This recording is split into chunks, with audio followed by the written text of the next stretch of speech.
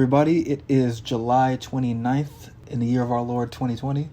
Welcome to the Fifth Avenue Podcast, presented by the Fifth Avenue Cinema, Oregon's only student-run cinema, I promise. Coming to you somewhat live from the safety of our homes, giving you the latest in all things cinema and all the other stuff that you probably did not ask for. My name is Tracy. I am the host of this little podcast thing. Still am, technically. 35 millimeter projectionist for the Fifth every week it's Avenue Cinema. Fifth Animal Cinema. The anime week screwed with my brain. So yeah, and I sit in this podcast. I speak in this podcast along with. This is Maddie, the cinema coordinator of Fifth Avenue Cinema. This week I would love to give a shout out to the fucking heat, because I moved from Southern California to get away from the heat, and I'm still roasted it up here in Portland and checking the weather, talking to my family, and they're like, oh, it's only 70 today. I'm like, what do you mean it's 101? What do you mean? What are you doing? And so shout out to the heat for following me here. I know that's not why the world doesn't revolve around me, but still. I didn't do a shout out, but I'm just gonna I'm gonna piggyback off that shout out, because yes. Also shout out to this Hot Pocket. I've been hungry for a while and it's holding me down. All right. So this is Nayeli. I edit the podcast, and my shout out is to Sertraline. I don't know.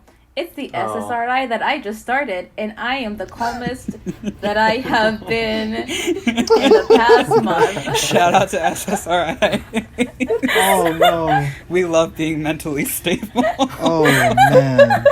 This is how we started this. I guess so. No, it's good. I'm you don't understand. It's been real bad the past few weeks, and now, I didn't do any homework for a week. But I'm feeling fucking good now. Straight zoom. Glad to hear it. I'm Owen, the publicity coordinator, and my shout out of the week is going to go to the person who paid for my drink at Starbucks this morning. Oh. Wow. Thank you. I'm surprised. I was like, wow, nice. But now I've bad anxiety from the caffeine, so we're living. You know fucking vibes, Owen. I'm also here to announce our guest today, which is... Hello, I'm Anna. I use she, her pronouns, and I live with Maddie. We are in 2 separate rooms currently recording from separate computers. Yes. As it should. As we should. Social distancing at home. Social distancing at home, stream edition. We text each other. It's like, I'm going to go to the bathroom, okay? It's like, no, I'm in the living room right now. We can't be in the same proximity. Today, we'll be talking about Alice Wu and her 2 movies, Saving Face from 2004 and The Half of It from 2020. Do you know what kind of karmic hell I'd have to pay as a Chinese daughter who didn't take in her own mom? So marry her off. What about Mr. Park over at Smiley's Deli? My landlord's a Chinese guy. He's not very chatty, but he's rich. Book him, Dano. Saving Face, like Maddie says, is Alice Wu's 2004 film starring Michelle Krusiek. Wait, before I go to the second person, the whole time I was watching Saving Face, the mom, the whole time I looked at her, I'm like, where do I know you from? I know your face from somewhere. And by God, when I tell y'all that we are a David Lynch podcast, it's because she played Josie Packard in Twin Peaks.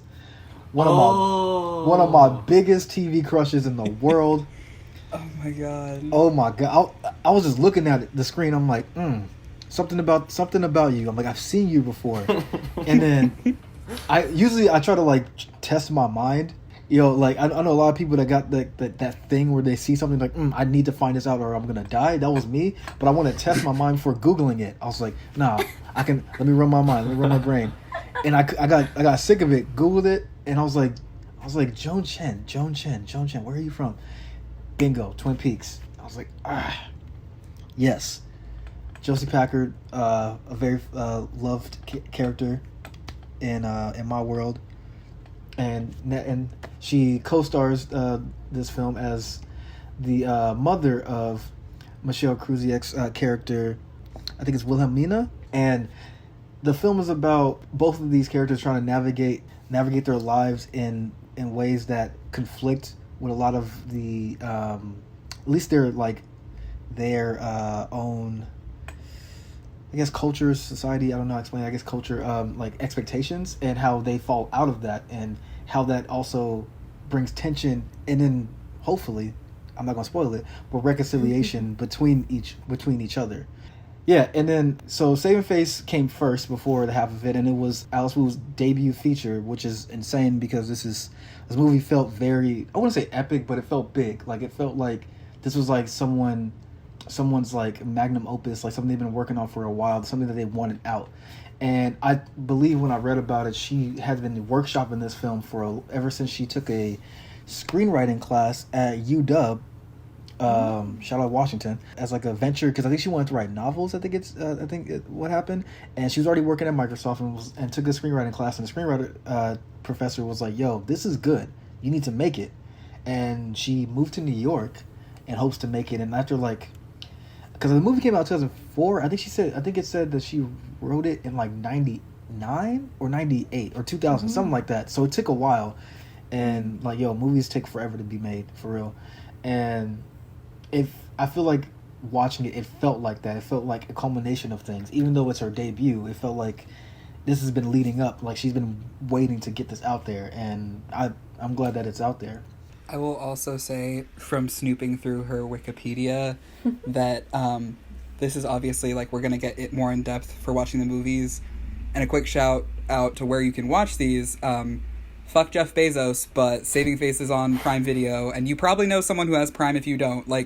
All power to you if you don't support Amazon. That is great. That is so hard to do in a capitalist society. But the half of it is also on Netflix. So this is just a quick thing of, we're trying to do more streaming that y'all have access to, so you can actually watch the content that we're going to talk about, so you're not just like, damn, they're having a good time, I wonder why. You can know, because you can go listen and watch these movies. Everyone is shaking their head. Tracy took off his glasses. I'm like, oh, damn. No, because I think that's really what people be like. They're like, yo, they be having fun, but why? But from snooping through her Wikipedia, and this does spoil somewhat a little bit of Saving Face, but she did come out to her mom. Alice Wu is gay, Chinese and gay, just like her two main characters. She came out to her mom talking about a class that she had taken around gender studies, and explaining about the class and being like, I'm gay, and says that in Mandarin. And her mom is like, how could you say that? And I'm like, ooh, is this a little snippet of your own life put into the movie? But that's for a later discussion, and just more on Alice Wu. I will also say that in looking at Alice Wu, we have all decoded the lesbian dress code that you all are probably familiar with without realizing that you're familiar with it. Because Anna actually made this point when we were rewatching the half of it. Both of the main characters have the low ponytail, where it's not really that fashion sense of yeah, you're definitely you have your own sense of style. It's very particular, and you just know how to get your hair out of your face. And then I'm like, what are the chances that Alice Wu also rocked the low ponytail? And then I saw the loose tie, and I'm like, yep, here we go. Yeah. Another goat in lesbian cinema, Cheryl Dunye also rocks the loose tie. Oh my god. So you know what it is.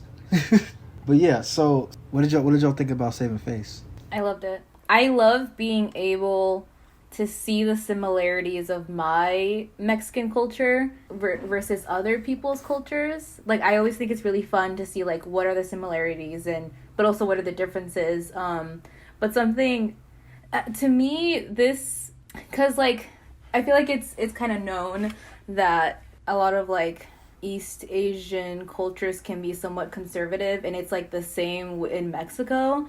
And so a lot of the issues that were happening in the movie are similar to issues in the Mexican community, or more specifically me and my mom and my specific family amongst our entire family, where like we have, just like the main character and her mom in the movie, like me and my mom have been like the outsiders in our family because, oh, I'm the weird alt kid who people thought was gay for a long time, but they never said it. Which, I mean, they were right, but, like... They weren't wrong, but they should have just said it instead of being all, like, secretive about it. But also, like, this, like, weird, just, like, idea that a woman needs to have a man, needs to be married, and my mom being a single mother, like, kind of being ostracized for it, for, like, standing her ground and not being with the piece of shit druggie. Like, it's like, come on, my mom, you know, she did the right thing. Although in the movie the father died, so it's different. But the point is, I really liked kind of seeing that representation, which is funny because like it's technically not my representation, but it is. And like in general, whenever I see movies that like center around a family, it's usually a white family, and I can never relate.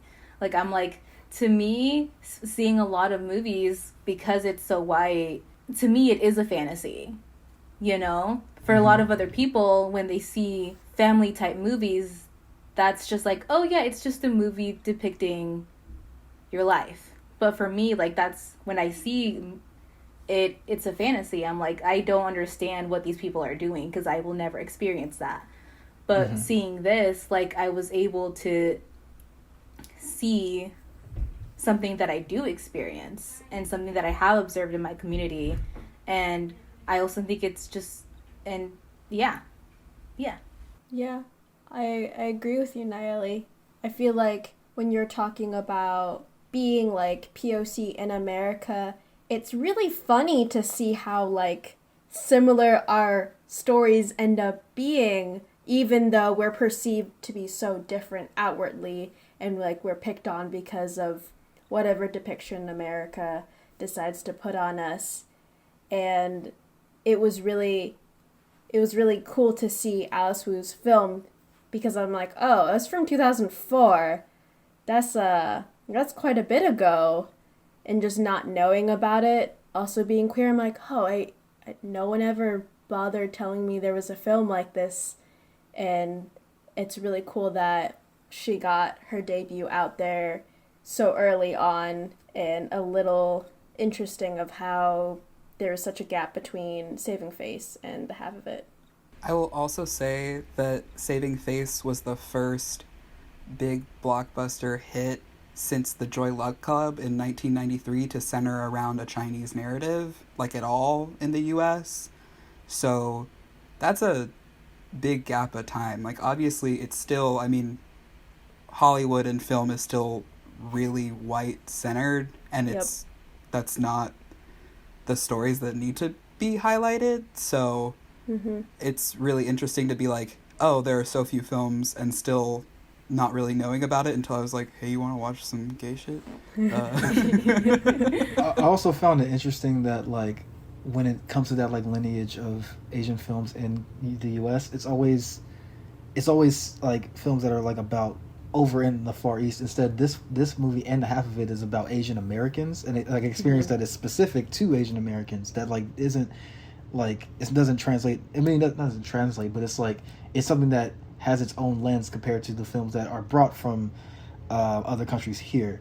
Like when I think of like how like even like The Farewell, in a way, like that's an Asian American like story that was told, that Lulu Wang told as like a story where the being an Asian American person and also having like been back and forth from like your home country and dealing with those cultural traditions, and then the ones in America, how those two clash. And I see that there's a lineage of that through Alice Wu in Saving Face. Like she was already, which I thought was interesting, because I think I heard about this movie a long time ago, because I was like filling my Letterboxd watch list with queer films and stuff like that, and this one was like not pushed as much as other ones, but it was still there, and I heard about it, but I never watched it until I heard Maddie talk about watching the half of it, and I was like, wait, I know that director's name. What else has she made? And then I looked back at Saving Face, and I was like, oh right, I've been meaning to watch that, and I heard it's good, and I heard it's like, you know,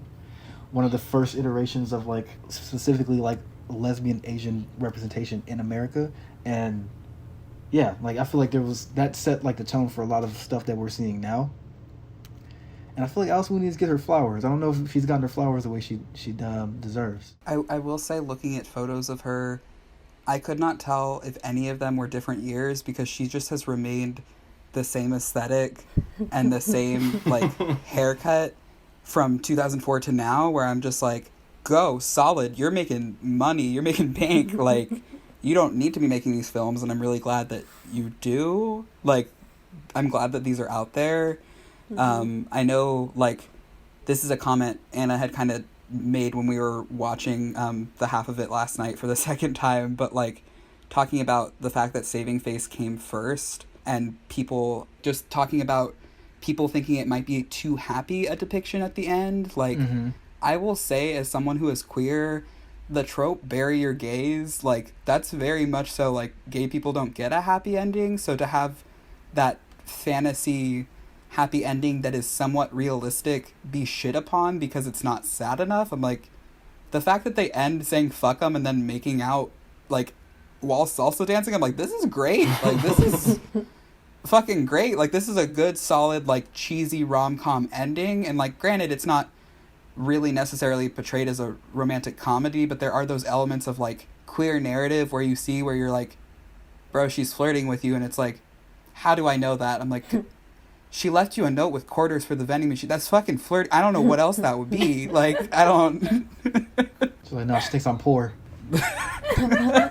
I'm a doctor. I don't have 2 quarters to go around. No, yeah, like, what I think is so radical about the movie is that if you look back at a lot of films in like from the early 2000s, 90s, 80s, whatever, if there's even like a trace of a queer person, they unfortunately usually, unless the film is made in a way that deviates from the norm, they either die or they're used for a lesson, or both. And the fact that this film came out in 2004, of all, like, at the height of like the very stupid raunchy movies that were coming out around that time, and all of, like, the different, like, you know, people like playing with the idea of queer as a joke, like, the fact that this came out and then she ended on that note, I think is like incredibly radical in a way, because yeah, it can be, if it can be too, like, happy or too nice or whatever, but what's wrong with that? like wouldn't we want that? Like, I know, like, there's always a conversation in a lot of films when it comes to, like, an ending being too good or too good to be true, but it's like, she even said it herself, like, as a queer woman, she wanted to see that, and she had made it happen herself, because, I mean, you can't leave that to other people, so you know. Yeah. I think it's very interesting that, like, I feel like that's such a nitpicky critique. Like, the ending was too happy. Like, okay, like, I feel like I don't hear that a lot about... I mean, like, there's so many straight films that, like... It's so dumb. Yeah. It was a great ending. I love this ending.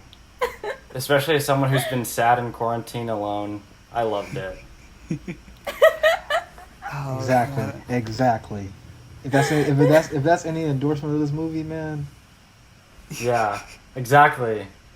Amazon Prime, watch it, please. Yeah, no. I will say one thing that did irritate me. I feel like I thought this is more just like the character actions, not like the writing or like film or whatever. Like, just like, but how Vivian was like mad at her for like not coming out to a super conservative family, like that. I feel like that kind of bothered me, because it kind of comes into like this territory of like making people come out before they're ready. Yeah. And also, if you want to have a relationship that is very public, maybe don't date somebody who isn't ready for that yet. Ooh. You know? Yeah, like, no, that's a good take, because I will say, like, I know Tracy, like, texted me as he was watching the movie, and that kind of made me think about the movie in the sense of, like, Will come over, they fuck, and then she dips, because she has something else she has to go do, like, with the doctor stuff, which, like, yeah, you're a medical resident, that's, like, a high, like, you can't predict when people will be needing your services, understandable, but also, like, she visits her at the park in a public place, and then is like, are you gonna kiss me? And it's like, I came to the park, isn't that, like, more than enough? Because I am being seen with you in public, and it's like, yeah, that's definitely a good point, Nayeli, just the fact that, like, if someone does not want to be public with that, and that has been kind of discussed, or at least, like, very much so implied, like, respecting that, or if not, having a dialogue about it that isn't manipulative, because I don't want to say Vivian was purposefully manipulative, but the scene in the airport where it's like, so are you going to kiss me? And then just turning around in a huff, I'm like, this is 2004. You are both Asian women who are gay and, like, in a very public place. Like, in an airport, which I thought was wild. I'm like, yo, like, there's, like, a theory that, like, movies stopped doing airport things after, like, 9/11. So, like, yeah. I'm surprised that even happened. No, I made the comment, I think, to Anna. I was like, this is after 9/11, right? Because Will just kind of walks up to the gate, and I'm like, she couldn't just... I mean, I know she's, like, a doctor or whatever, but she's still a Chinese woman. They're not going to be like, ma'am, please. If she's still a non-white person, they would have been like, hey, like, this is... Look, like, remember when we talked about Big Eden, and there's that Yes, this is the parallel I was just thinking about. Yeah, the same moment where, like, my man runs up, and they stop him quick fast. Like, but back to the point, yes, Nayeli, you made a great point. I didn't think about that. Because when I look back at the movie, I think about all the times where Will had to, like, watch her community, like, dogpile her mom just for having a kid out of wedlock, and how, like, that of course was suppressed her to be like, I'm not gonna tell these people I'm gay. Like, if that's the reaction to this, which in, like, a contemporary world, even in 2004, like, having a kid out of wedlock isn't that big of a deal to a lot of people. It, like, that makes more sense, because I was thinking about that, how. Mm-hmm. I'm not gonna ruin the end, but, like, there are parts where, like, Vivian's parents are like around, and they seem to be very accepting, like, because Vivian's very out and very, like, not crazy, like, out like that, but, like, she's out enough to where they know, and they don't really, I mean, they care their parents, but, like, they're not, like, suppressing it. Like, there's even moments where they are supporting it. I won't give it away. I will say the specific circumstances, though, of her parents are split, and, like, there is that sort of social outcast, the social outcasting of her mom specifically for leaving her dad, and the fact that her dad is Will's boss. Like, that's a little, like, amount of layers where it's like, I'm assuming, like, not to say, I feel like people can be very dense when they don't know what queerness looks like, but if you know that your kid is queer, and then also like, she's probably involved with one of your residents, you're probably very, like, attuned to being like, so you're the reason my daughter won't go to Paris. It's like, bro, what? Like, what do you... She never said this. Like, this isn't anything that we discussed. And it's like, okay, so you either gotta love her and be a good girlfriend, or, like, let her go, because he's just like, I need to do dad duties. So, like, makes sense in the sense of, like, there still is very much so that rigidity of, like, wanting the best for your daughter, whether or not that's supporting. I didn't really see it that way. I saw it as parent being like, you need to be the best at what you do, and so that's why I want you to go to Paris, because if you're going to be a dancer and not another, like, a better job, air quotes, then you might as well, you have to be, like, the best at it. And so I think, I don't know, I guess... No, I mean... I don't know if that makes sense. No, that makes sense, because I know, like, the comment that Will makes of, like, you don't want to do ballet, you want to do modern, and when her dad is kind of saying to Will, like, do you love her? I think it's the genuine, at least the way I interpreted it, was the genuine inquiry of, like, if this is a valid reason for you to stay, in the sense of, like, you are with someone who loves you and you both, like, the feeling is mutual. If the other person can't decide, then it's like, fuck it, I'm putting my foot down, go to Paris. Like, just in that sense of if it's not worth to stay. Because, I mean, I know, like, we all are obviously in pandemic quarantine, but, like, the people I know that have moved in or out with partners, like, for circumstantial reasons, whatever, it's like, it's a big decision to just alter your, like, journey or, like, life's path and trajectory for a person who might not all be in it. Like, not to go all deep in that, but, like, if you're like, I'm just gonna not go to Paris, you say same? I said damn. Damn. Okay. I was I didn't think about that. I mean, I will say, like, on a personal note, if I hadn't had other people's lives tied up in it, I would not have lived it with my ex. I would have broken that lease, but I did, so I didn't want to fuck all that shit up. But, like, if I was handed, like, the opportunity of, like, oh, you can move in with this person that you're in love with.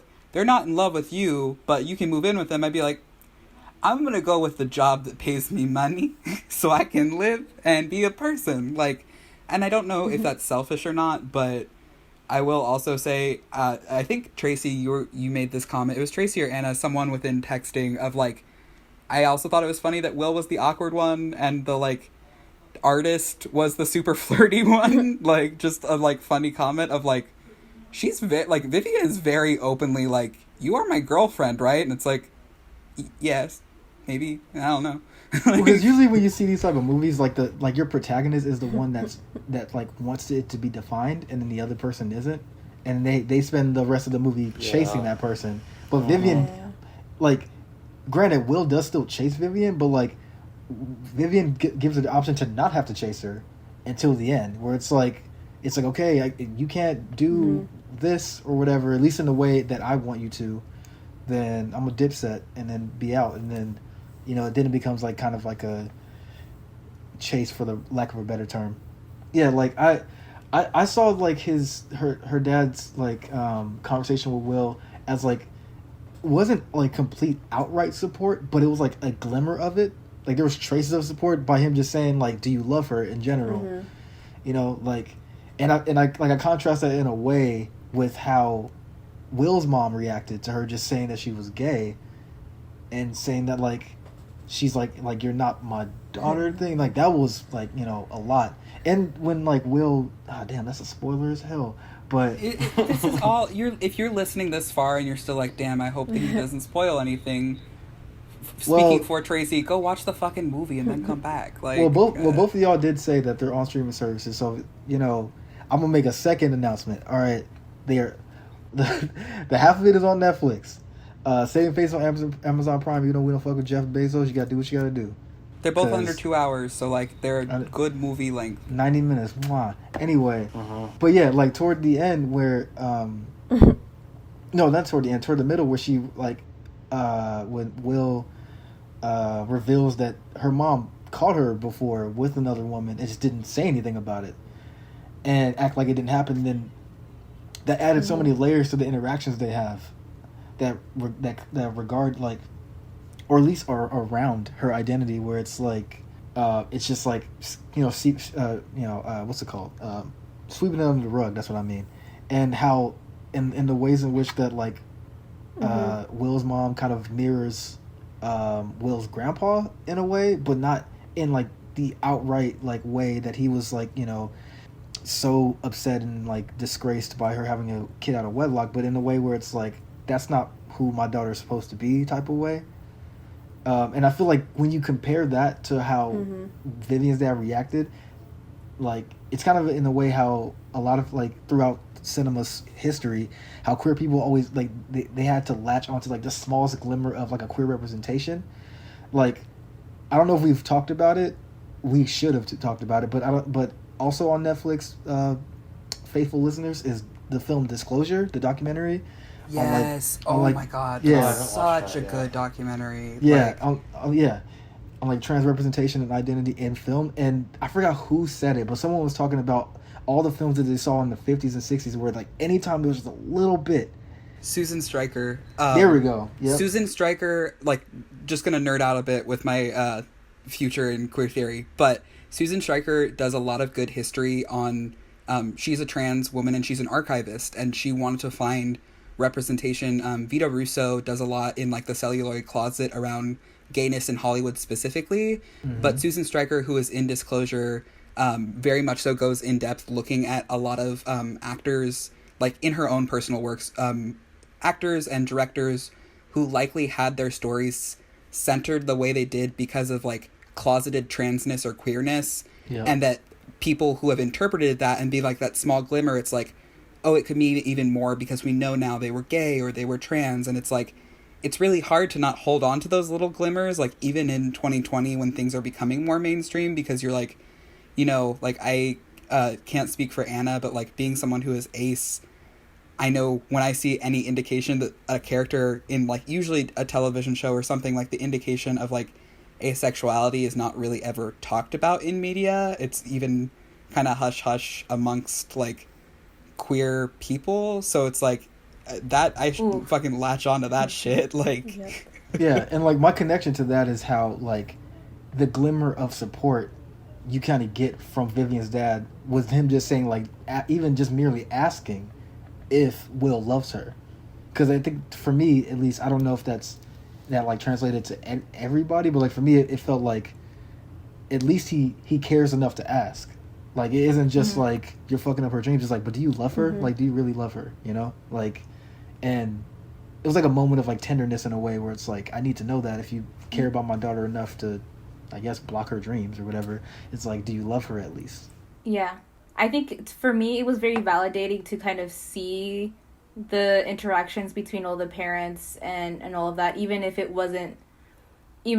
showcases the, I guess, dark sides of some of our communities. And that leads me to transition into the half of it. The good thing about being different in a town like this is that no one expects you to be like them. I'm 17. I live in Squamish with my dad. I run a business, writing essays for people. I guess I just never thought I'd need anyone else.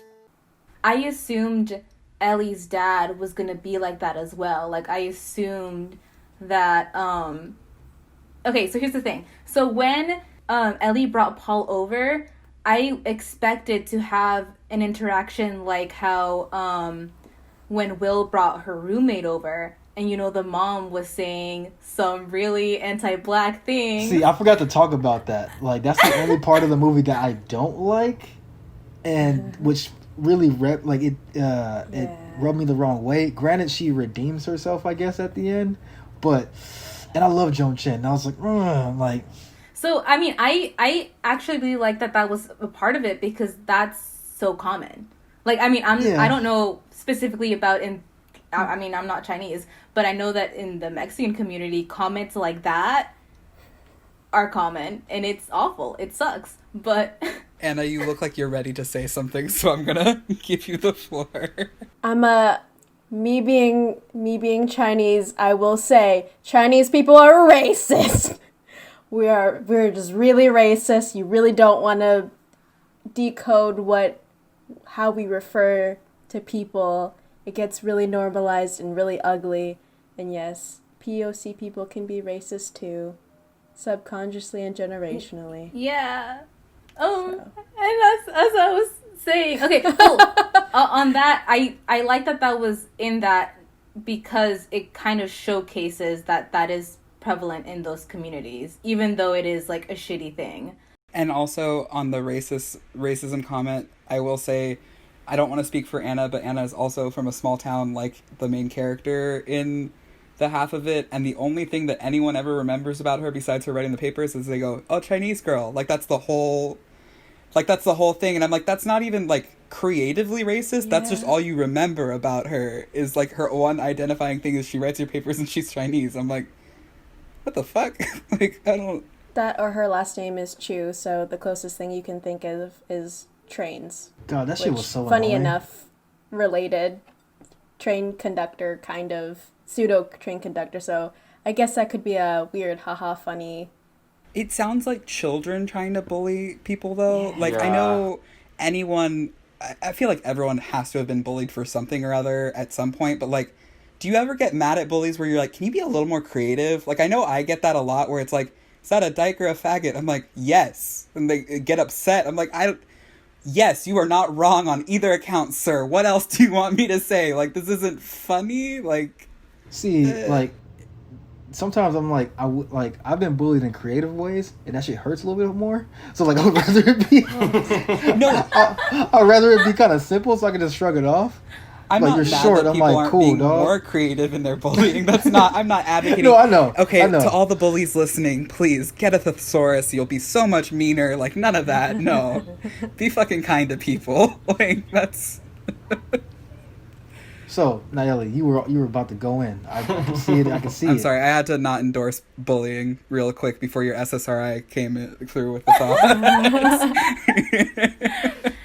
Right, so I was going to say is that Saving Face did a good job at showing the ugly parts. And I expected that to be the same in the half of it. I assumed that Ellie's father was going to be like that as well. And I was really surprised when Ellie brought Paul over and, like, the dad just didn't do anything. He gave her the look and, like, was ready to do the spraying with the hose out the window when it was, like, school project. And he's like, okay, sure. Like, just kind of... But he still, like, he didn't, like, yell or, like, the grandfather did or, like, exile her or whatever. And seeing kind of, like, this relationship blossom between Paul and the dad was really cute. Like, I think it was pretty cute. And then towards the end, when he was like, did you two break up? And it was, like, such a genuine, like, scene. And I was like, oh, like, this is so good. And... Oh, so right, and basically I was just really happy to see that he was a loving and caring dad. I want to say that I just found another parallel. Both of them have the single parents, but the other parent's dead. Not that the parent left, but parent is dead. Like, yes. I don't... That's not drawing on anything, but I'm just thinking about the fact it's a lot easier in writing. If someone is dead, there's no real room for growth after you're dead. If someone leaves, they can go off and have another family, etc. So the fact that both single parents in these films, like, granted they are not from the culture of the United States, but very much so still have to uphold that, like, single parenthood, and both kids kind of become the parents in a lot of that, which I think, like, there aren't many... I feel like there isn't a lot of talk around single parenthood, which is a lot more common than media would have you believe it is, but just talking about the fact that, like, you know, Ellie's dad at one point, it's like the lights flicker and it's like, did you talk to the power company? It's like, oh, they couldn't understand my accent. And then he repeats back movie lines, which, like, just makes me very, like, smiley happy, but also just, like, she's on the phone for the rest of the day trying to talk to the electric company, and they're like, yes, Miss Chu, if you don't pay $50, like, that's what leads into the rest of the movie. But that's like one of, like, I mean, and, like, I know mad people can speak on this. That's one of the realities of being a first gen kid. Is like, I have friends that they're first gen kids, and they were there's memes about it a lot where it's like they were reading government documents at, like, age 10 because you know their parents didn't know English like that, and they're like, yo, you be in school, like, do something, you know. And I like see Nayeli, feel me, like, a lot of my friends... I feel this hard. A lot of my friends have you know, have that experience. That's why it kind of hurt a little bit seeing that, but it also felt really real. I'm like, that's real shit. Like, and just, like, that little sliver of the racism that, like, permeates through, like, day to day, and how she brings up the fact that, like, her dad has a PhD from China to be an engineer, and, like, how, like, getting a job or getting any support in the U.S. has been shitty because of how he's been treated and, like, his accent and everything. That scene specifically spoke to me a little bit. And I also love that in both films, Alice Wu, like, loves using the relationship between either just parents or just, like, maybe just her characters in movies themselves. Like, Will's mom is watching soap operas and movies all day. And then and the thing about it is, same way with half of it, those are the times where they actually spend time together, like, where they spend, like, quiet time together and they both enjoy it. Like, there are times when Will doesn't care when she's watching it with her mom, but then there's other moments where she's deeply in it. And even in the half of it where Ellie, like, is like kind of whatever about the movies, but then, like, her dad brings it back in where he's like, hold on, best part. Like, that was good. Yes. Yeah, that was really cute. I love that. Yeah. And the meaning behind that kind of killed me, though. Oh, the dead mom quote? I mean, yeah, like, you can say it like that, but yeah.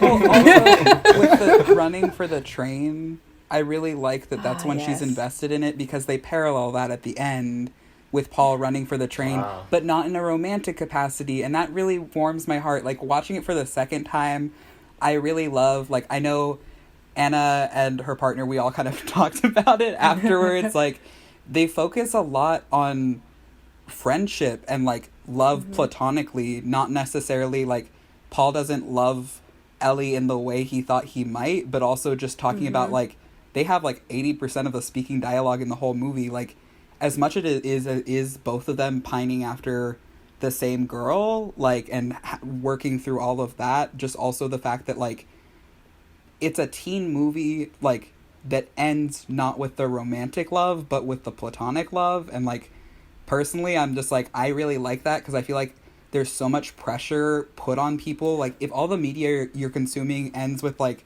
relationship, like, the status of broken or together or marriage, etc., like, that's what you hold up that love to being. But you can get that kind of connection with your friends, and you should. That's, like, your community that you're building up.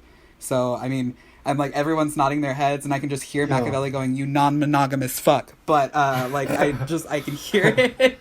But, like, I really do like that they end it with them on good terms, and the fact that it's kind of them going separate ways for a while, and that Paul's gonna still bring sausage to her dad. Like, I'm like, yeah, like, you're staying. he's tasting ketchup. Like, he's tasting ketchup too. Don't forget that. Yeah. Oh my God. Yeah. Taco sausage 2020. Oh, and you were like, I feel like you were shaking over there to get in there. Shaking. Yeah. It kind of the parallel you drew between different, like, it's kind of a rom-com, I would say, the whole genre. But the top Letterboxd review that I read was, this is like a movie that they would put Noah Centineo in, but I'm very glad that they didn't. And that was going through my head because I just watched The Kissing Booth 2 with my sister. Oh my God. And it was awful, but this movie had a lot of the same, like, tropes that Netflix originals, no shade to Netflix, because this one's way better than a lot of the ones I've seen. And I really hope that this is getting streams, because it's much better than all of the trashier ones that they've put out, but I haven't heard anywhere near as much about it. Hey, there will be no To All the Boys Who I Have Loved Before slander on this podcast. That first one's a banger. Don't think I've seen it. The first one, the second one is weird. It's definitely weird, but the first one is a banger. This is just a genuine inquiry. It's based off a book, right? I believe so. Yes. Trilogy. Oh, okay, so it's a trilogy. All right. The half of it, or To All the Boys I Have Loved Before? To All the Boys To All the Boys I Loved Before. 2 Electric Boogaloo Reloaded.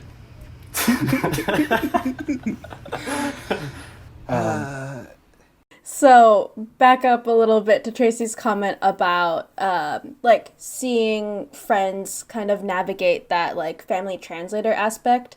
Like, my background is in speech and hearing sciences, and I still work in a research lab that kind of talks about bilingualism topics. And what you're describing, and what, Nayeli, I saw you nodding earlier, what you feel, it's called a family language policy. And for individuals, maybe, like, who are, well, like, originally not American, they come, like, immigrate to America in one way or another, the first kid that they have is either, it's going to be the first or it's going to be the last kid that they have, is going to be that cultural advisor between the two cultures. And, like, they'll get that, like, quote unquote, what I would call language training, to be like, hey, read these government documents, hey, like, you know, be the translator for, like, these, like, parent-teacher conferences. And it's really interesting in the sense that how Alice Wu does it, because I'm actually not entirely certain of what Alice Wu's complete upbringing looks like, but I'm like, oh, you must know about this enough to bring it. And, like, if she went to UW, I'm like, yeah, Seattle has a very prominent Asian American community up there. That actually brings me to another thing that I wanted to talk about in terms of language that I really, really loved about both of the movies, was the way that they switched between their native language and English. Because it very much mimics kind of like how I switch or like me and my family switched in between Spanish and English.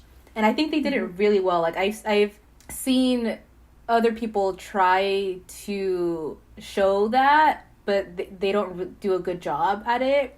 And these two movies did a really good job at showing how people switch during conversations. Yeah, I love the moments where, like, which I've seen this with, like, my own friends, where, like, let's say in Same Face, when, like, Will be talking to her mom and she'll be speaking in English, and then her mom responds in Mandarin. It's like I like my friends. I have a lot of friends that do that with their parents, where they talk to them in English, but then they get them back with Spanish or like Mandarin or like or Farsi or something like that. And like it's like it's like they understand it, but they're like still gonna they're gonna give you from what they know in like their language, and they even do that in half of it with Ellie and her dad. I can think of two moments like paralleling it where Will and her mom are doing the back and forth, and her neighbor that's there is like, your mom's so nice, and like she's talking shit and being racist. And then with Paul and Ellie, when I think it's the taco sausage, there is an instance where it's like, why do I have to eat this or whatever, like the reaction is between them, and then being like, does he like it? Like there's that kind of like barrier where emotion is not coming through, because like when Ellie's dad talks to Paul in Mandarin and is like talking about his deceased wife, you can tell that Paul definitely doesn't grasp everything but can feel the emotion. Like the tone is definitely coming across. So like that one like hurt, where you're just sitting here and I'm like, the first time I watched it, which was when it came out, I was kind of like worried that Paul would say something shitty back, like, I don't know what you said, or like not necessarily shitty, but just being like, I don't know.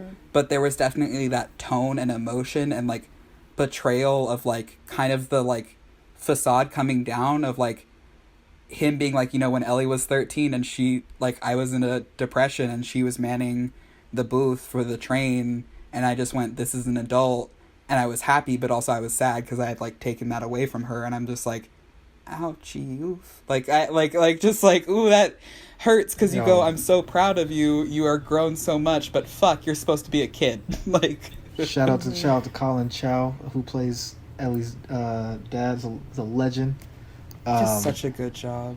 That part killed me, because I feel like, low key, even if I was there and I didn't know what he was saying, I would have felt that. Cause like I was like, ooh, cause like he gets against the wall too and he looks down. I'm like, and I thought I'm glad that they didn't do the thing that a lot of movies do, where it's like the super white dude who like all of a sudden now he knows Mandarin, and he speaks it back. He speaks it back with like perfect like accent or whatever, and like I was glad that didn't happen, because it would have made sense. Paul's low-key an idiot, so like I would have been upset with that. Like, because there's a lot of movies do that thing where it's like, yeah, we're talking about like a marginalized person and their community and their family, but there's a white person in it, and we're gonna make it kind of about them. Like, if there was moments where she was teaching them Mandarin, I would have been like, I will say really quick, there is that white guy in the half of it though, Trig, the rich dude that thinks the movie is about him. Andrew, which is Anna's partner, made the best comment of just like, he does not realize he is not the center of this film, because every time he's like, more people should interview me, as they're openly talking about, what are you doing, trying to steal his girlfriend, and his girlfriend was like actively cheating on him the whole time. But also being like, when did Ellie Chu get hot? And I'm just sitting here being like, this dude is so privileged, he doesn't know the movie isn't about him, and that's like very one note, and he could have other characteristics, but I'm just like, you're out here shotgunning a beer in front of your high school. What are you doing? Like, what is going on? Is it bad that I loved him? Oh no, I thought he was loved like the dopey smile the entire time, and being like, thought he was babe, hilarious. Did you get that? I'm the Mud King, and I'm like, that was so funny. I was dying. Like when they do like the dumb white dude character as like that, I love that. It's so funny. Like, I don't know why, just him being like almost cartoonishly white bro is hilarious to me, and the fact that like he never gets a moment to have to think about it. Because that would kind of ruin the fun for me a little bit. I'm like, I don't make him a lesson, because no one cares about him. That's the thing. That's why I loved it, because no one gave a crap about him. This was about these three people, specifically this one girl, and like her friend, and well, that's all the three people, but it's about these three people and what they're going through, and he's low-key just background. And I kind of like that because that is all. I mean, this is a very like very very very warm take, lukewarm take. Everyone knows this, but like more often than not, that type of position is relegated for the character of color all the time, where it's like they're the goofy one, they're the goofball, we make fun of them, they're just background noise and wallpaper as funny and like sometimes like attractive or whatever, or both. And you know, everyone knows that, and everyone knows that sucks, but it's still awesome to see that when it's just the broy white dude that wins every other time, but doesn't know that like everything's happening on the surface. He's just in his own world. Like when you were talking about in the end or towards the end where they have that really dramatic church scene where like or at least it's like spit straight like poetry literature bars, and you know the bad painting and then it's the good painting, and then she walks out and he's like, hold up, so I'm the bad painting? Like Yeah. Oh my god. I cracked up so hard. I was real tense because of that moment, because everything was happening, and then my man was like, so I'm the bad painting? I don't think he even got that. He like I was surprised he was even listening. He even recognized it. I think he just said, so I'm the good painting. It wasn't even like there's good and there's great. He's just like, he just recognized the word good. Yep. And he's like, yeah. Oh my god. I also just want to say, like, this is just like a very like, for both of these movies, the dramatic gay gestures, the like taped note with quarters in it for the vending machine, and the 5 strokes on with the spray paint, like, can I just say, I'm like, thank you, because goddamn are the gays so aggressively dramatic. Like, I know this is a stereotype, I'm gay, so I will say it. Literally everyone that is friends with me is like, why are you going so over the top? I'm like, if you're not gonna do it, you gotta do it right, like, all the way. The gay gesture is not a gay gesture if it's not 5 strokes. That's your boldest move. I'm like, Jesus Christ, just kiss already. Like, what is going on? Like, Maddie is very sentimental. This we hold this to be true. Yeah, I mean, I really hold a good place in my heart for both of these movies, as far as like the fact that they're very different stories and they still hold up identities that aren't typically the main like cast. Like, yeah, I mean, even I don't remember her name, the girl that Aster? Ellie likes, Aster, right? I mean, granted, she is white passing, but you know, she's Mexican apparently. Word. And yeah, that's the whole thing, is her dad like is like, your Trig is your ticket out of here, and then you have the white family and you're good. Like, they make those comments over like the dinner table. Me too. Of, see, like, I understand why it went over your head, because Tracy, because she is white. Well, no, it's not because of that. Well, I knew like his last name was Flores. They speak Spanish at the dinner that they have with somebody else, with her boyfriend's parents. I knew that there was like some like Latinx thing involved in that, but I didn't know that she was Mexican specifically. That's what I was like, about. Oh, I initially just thought that they were Spanish because me too. It looked white, but then like I think they owned like a Mexican restaurant, because there was a scene that was like Mexican restaurant, and I'm like, oh yeah, because she worked there. Yeah, because she worked there, and I'm like, oh, that must be, she must be Mexican then, because why else would there be a Mexican restaurant in this small town? Which, by the way, even though she is white, I mean, the entire community knows that she's Mexican. The fact that she is like the most popular girl in this school is very interesting. She's connected to Trig, though.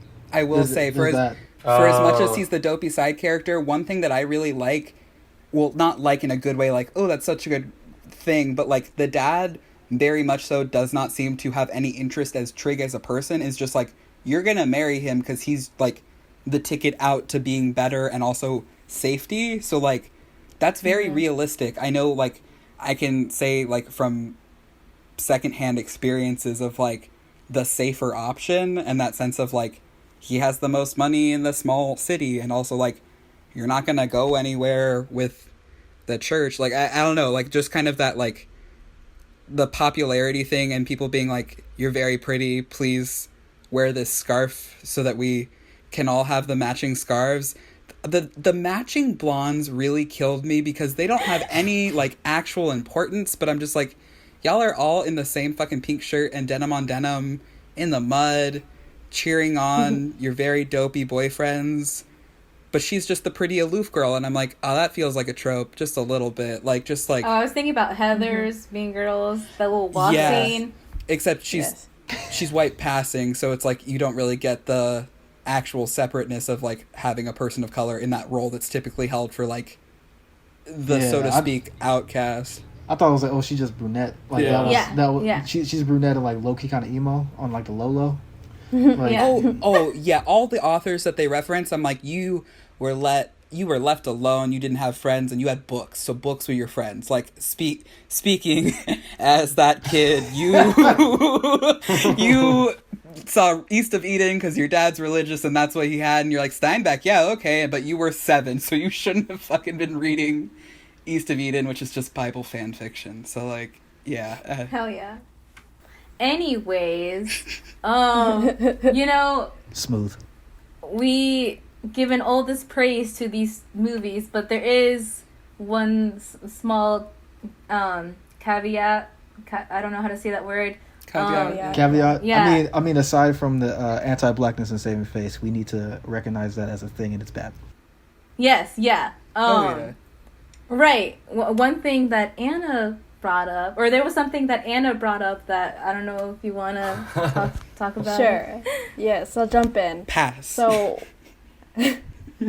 while Alice Wu does a really great job for queer Asian representation in, like, really non-traditional, like, positions of, like, single parents and, like, being single parents in a really conservative culture / potential, like, religious background, she does let the characters fall into the model minority trope where Will, I cannot say Will's full name, apologies, but Will is a doctor, and then Ellie is supposed to be a straight A student who helps other students cheat, and it's like, man, you could have done something else with it. Like, potentially, like, you're basing these characters off of yourself, as I think Alice Wu's successful programmer, but it's still like, dang, could you have given them another trope, or not even trope, just made their character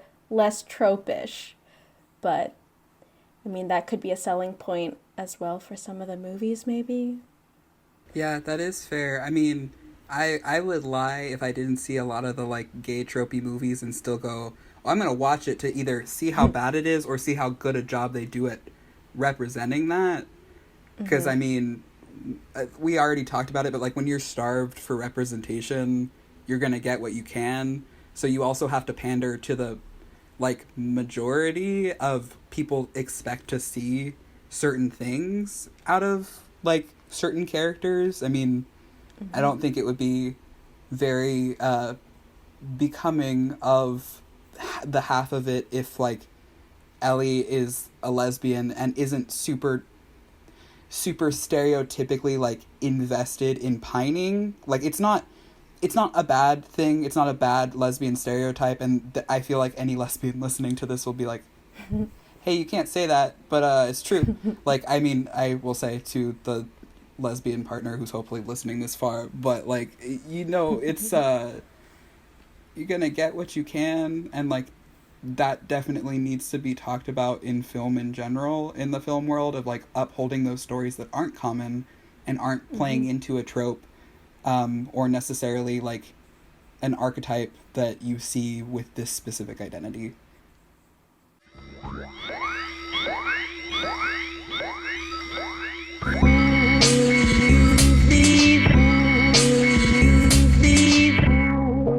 Once again, thank you for tuning in to the Fifth Avenue Podcast, Oregon's only student-run cinemas podcast.